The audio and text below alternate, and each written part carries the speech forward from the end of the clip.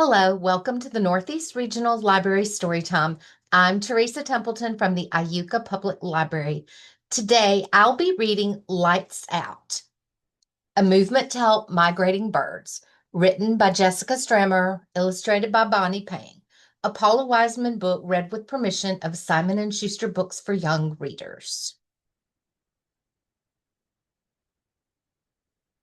When the air becomes cold and the fields are bare, a flock of sparrows know it's time to fly south for the winter.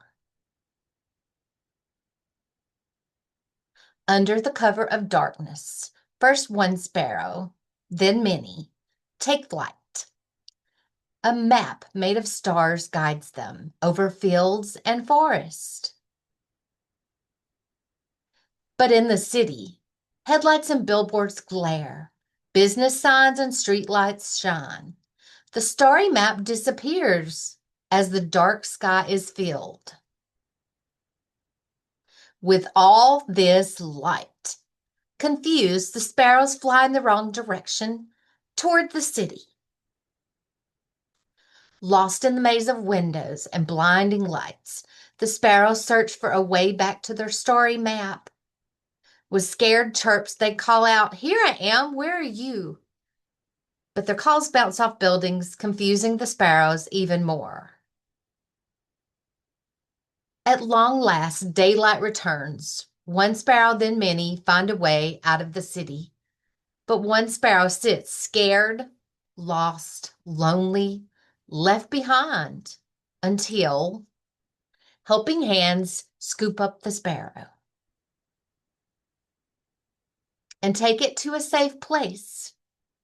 "How can I help?" asked the girl.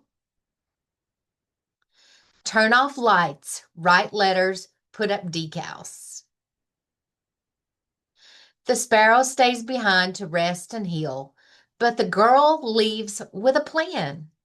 First one child, then many write letters to neighbors, business owners, people all over the city, asking them to turn off their lights at night so the birds can see the starry map. The children paint posters and draw pictures to hang in windows so the birds don't fly into the glass.